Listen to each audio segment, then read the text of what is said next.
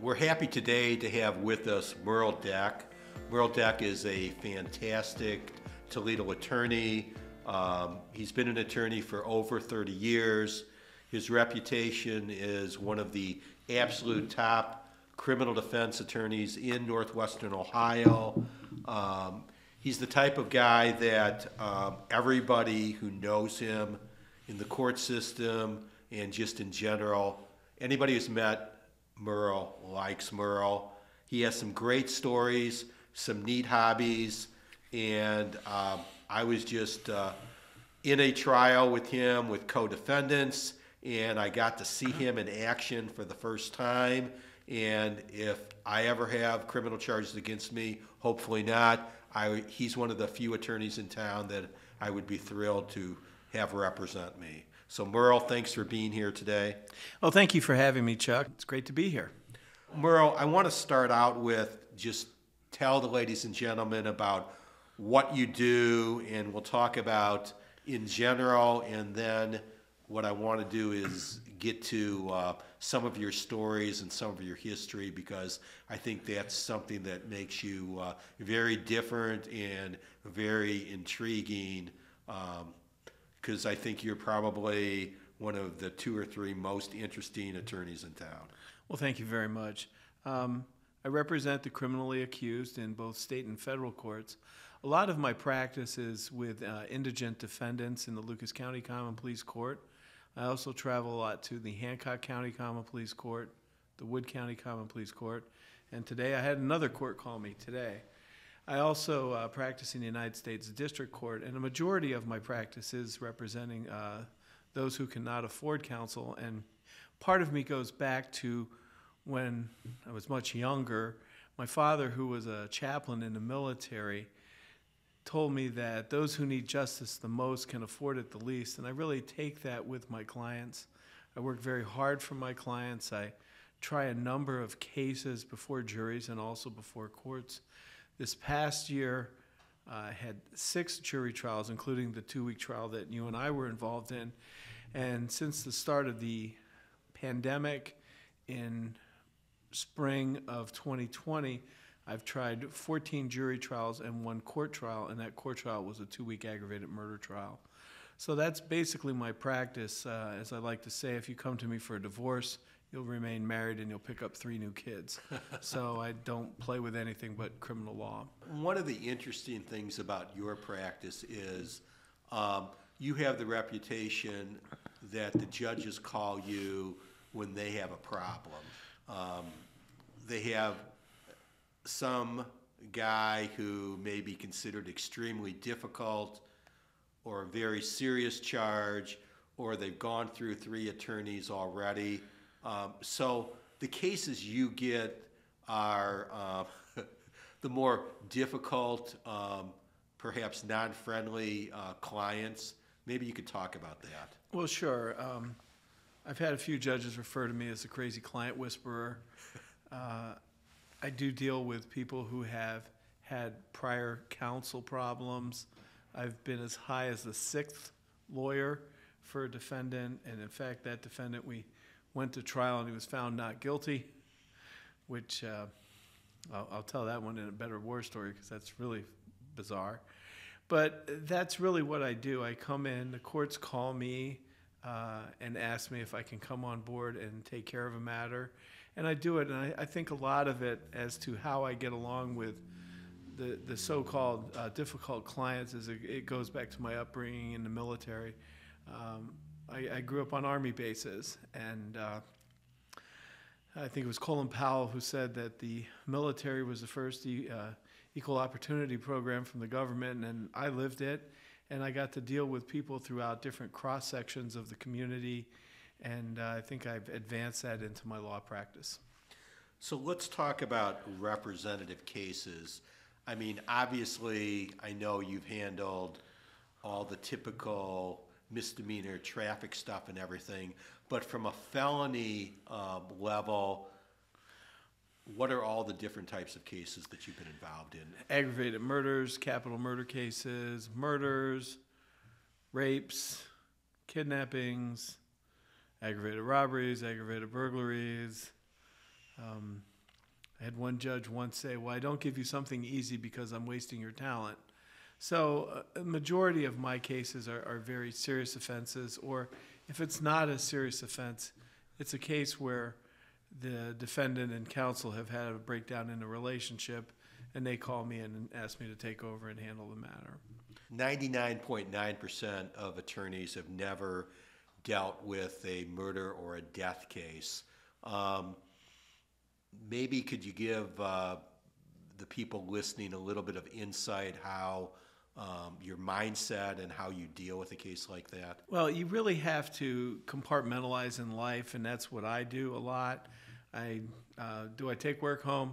Sure, in my brain I do. And I exercise a lot. I don't drink alcohol anymore, so it's one of my outlets.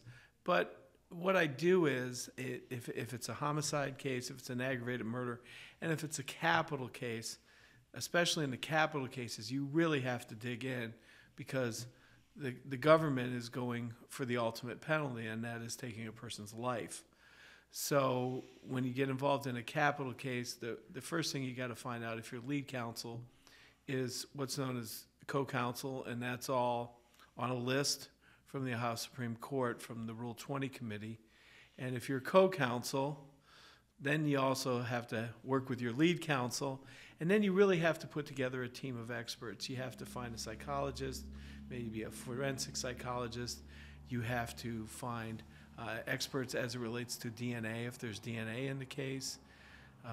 You also have to have what's known as a mitigation specialist, someone who goes out there and combs through this person's life and puts it together in a package for you to present to a jury or to a 3-judge panel, so that that person will not receive the death penalty. And in one case I did back in 2012, the mitigation specialist really helped us out in preparing our client's life story, that we presented that by way of the fact that he was declared developmentally disabled and was not eligible, for lack of a better term, for execution. They were able to get rid of the death penalty specifications. The matter then proceeded to trial, and the court actually dismissed the charges of aggravated murder ×2 prior to the case going to the jury. So we went from potentially the death penalty 1 week at the beginning of the month, and at the end of the month our client was found not guilty within 30 days. I grew up, beginning of my career, doing a ton of criminal defense, and I still respect the attorneys that do that, and obviously I still do a little bit of it. When you're at a party and people say, how can you represent those type of people? How do you sleep at night? That sort of thing. What's your canned response to something like that? My canned response is the Constitution doesn't discriminate. That the Constitution, it's equal justice for all. And really that's what I go to. Have I had people tell me I represent bad people? Sure. I've even had leaving Mass one day where I was in the parking lot and a woman asked me about the case, and then a few years later said, I see you on television too much, and since I have a body for radio, I don't want to be on TV. But the Constitution applies to all of us, and we have to go back to the simple concept that the Founding Fathers decided, that we are presumed innocent, and we're presumed innocent until the government has proven each and every element beyond a reasonable doubt. And I said, and one day they may come for you. Right, and I respect the judges that go out of their way to appoint really good attorneys for the really serious cases, because they understand that it's the right thing to do. You need to make sure that the people that are facing the most serious charges have really excellent attorneys. Let's talk about stories. I mean, you're a great storyteller. What are some of the best stories you have on your criminal cases? I think the one that goes to is where I was about the 6th lawyer. It was in the Wood County Common Pleas Court. They asked me to come in, and the defendant was accused of attempted felonious assault, domestic violence, and interfering with a 911 call. It was a domestic dispute. And every proceeding he went to, he would say very vile remarks to the bench, to the judge, to the female prosecutors, and wasn't the nicest person to me when I was in the Wood County Jail. And we went to trial, and we brought in numerous residents of Wood County to try the case, and he just went off. And sexual innuendos, F-bombs, everything. And I just stood there. I didn't melt down or anything. And they decided, this is all in front of the veneer. This is in front of the potential jurors. We have probably 40 people sitting there who are probably thinking in their head, I didn't sign up for this. And he's going off. And then the court said, I'm going to remove him and put him in what's known as the obstreperous defendant room, which is behind, and they can watch. And in that courtroom, it was right behind the courtroom. That room was. So they put him in there, and it escalated. Started banging on the windows. I'm innocent, everything. Then the court called us up to the bench and said, let the record reflect, I am now turning out the lights in the obstreperous defendant room. And in the back of my mind, I'm thinking, this didn't work in Die Hard, and it's not working here, where you turn out the power. They did that, it escalated, and they removed the defendant from the courthouse. They didn't just take him out of the courtroom, they took him back to the Wood County Jail. And it was a case of violence and alleged violence. And when I got up there, I asked how many people could be fair and impartial. And this woman raised her hand and said, after seeing that, absolutely not. And so we went to trial, and I got a jury, and I basically went around that if he had done what he was accused of, and you've seen how he reacts, she'd be dead. She would be pulverized. And the jury found him not guilty. And then we had to go back to trial 2 months later for him threatening a witness, and they acquitted him 3 out of 4. But he actually behaved very well in that trial. And found guilty of a misdemeanor. He was put on probation, of all things. That's the one case that really just sticks out. So let's talk a little bit about your background growing up. Yours is tremendously more interesting than mine and more than most people. Why don't you tell that story? Okay, sure. I was born in Lancaster, Pennsylvania. My father initially was a pastor in the United Church of Christ, which some would say is a very liberal denomination. And he went active duty in the military. I was in 5th grade, and we moved to Fort Belvoir, Virginia. And we lived there for about 18 months on base, which every house looks alike. That's why they have your name in front, so you know you're at the right house. And then I had to live with my grandparents for a year. I lived next door to them, but my grandmother was at my house every day, or I was at her house, because my father was in South Korea. And then I moved to Fort Ord, California, which, if you had to look at military installations as to what is the most beautiful place you can have an Army installation, it'd probably be Monterey, California. Our home was on base, a mile from the Pacific Ocean. When my parents bought their first home, it was off base, half a mile from the Pacific Ocean, which you couldn't swim in. And that, at the base at the time, it was an infantry division. So it all comes in full circle, because it is really a cross-section of society. I saw everything. I dealt with people of different colors, of different creeds, different religions, everything, all there, a big melting pot. Islanders, Guamanians, Samoans, Hawaiians, Filipinos, Asians, African Americans, Hispanics. I mean, it was everything, all on that base. Went to Seaside High, and just to let, if anybody out there thinks that having a GED means nothing, I do. I didn't like high school too much. I probably spent too much time skateboarding and other things. And I took the equivalency examination in the state of California. My dad didn't think I would pass it.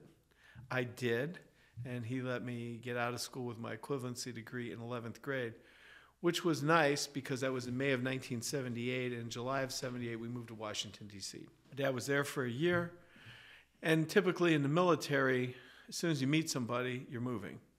So we moved 1 year later to New York City. It was Fort Wadsworth. It was the United States Army Chaplain School. It's located right underneath the Verrazanos Narrows Bridge and also where the New York City Marathon starts, which I went back in 1993 and ran. And then we moved to then West Germany.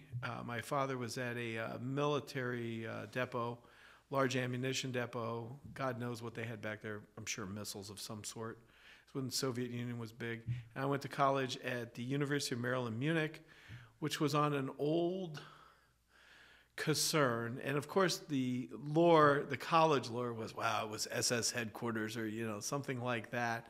Actually, it was more of a disabled Nazi veterans home. We found out once we got the history of it. And it was their old barracks, which were requisitioned by the U.S. Army after the war. And it was a military, it was the University of Maryland, and it was on the second floor, third floor, and fourth floor of the building. And on the first floor was the base commissary. So people could be up on the second or third floor and look down and see what you're buying in the commissary. And then I transferred to the University of Michigan. Got my bachelor's there in 1984. Lived next door to some guy named Jim Harbaugh, who played euchre in my apartment.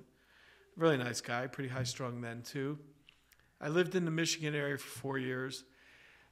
I applied to be an FBI agent, and somehow I passed the background check, which I haven't figured that part out yet.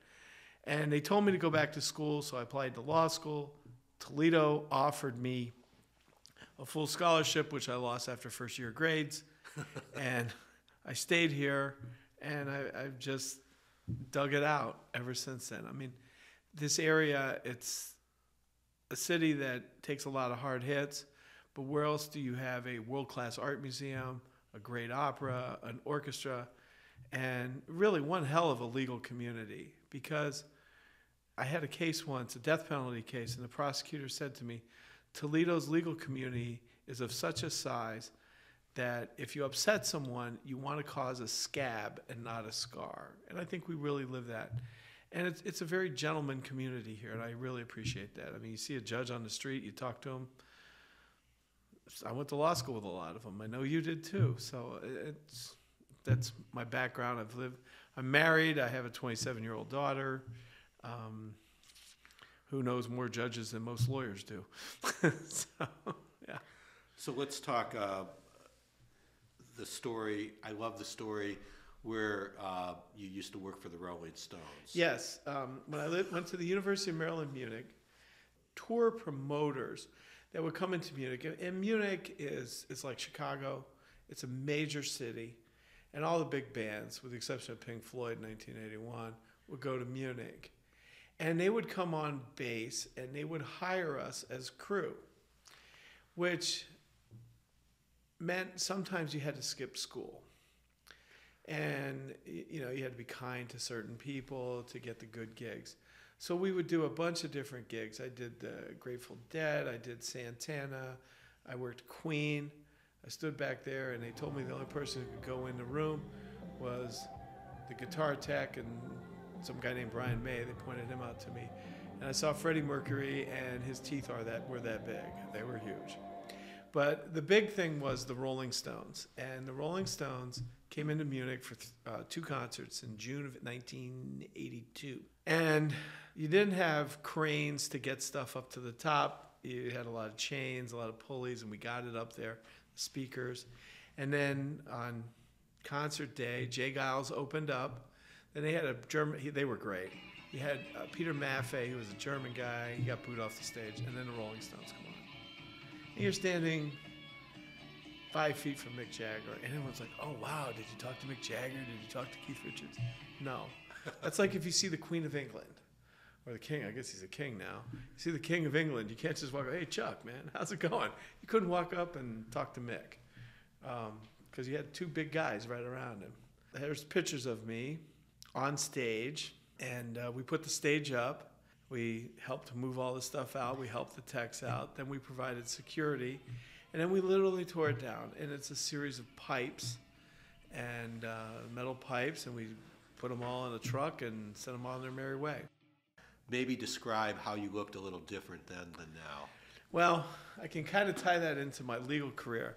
I don't know if you remember, Chuck, when Toledo Municipal Court, the old assignment commissioner's office, they used to have that Christmas tree. They had like it was a fake mini Christmas tree. And instead of ornaments, they put up attorneys' early bar association photos. I said, I got you. So I pulled out a picture, was after we got paid and we drank more than our fair share of beer on the way to the train station. I took a picture for my junior pass, and it was a series of 3 photos from a photo mat. And I put it up, I gave it to him, a copy of it, and I put it up, they put it up on the Christmas tree. And at the time, I basically had a crew cut. Well, some people have described me as the Unabomber, who I share an alma mater with, so I guess they're not far off. And yeah, I have very long hair, a scruffy beard, and I kind of don't know where I am at the time. I kind of look like some people's booking photos, quite frankly. And the best part about that was we hopped on a train, a friend and I, who I'm in contact with on Facebook.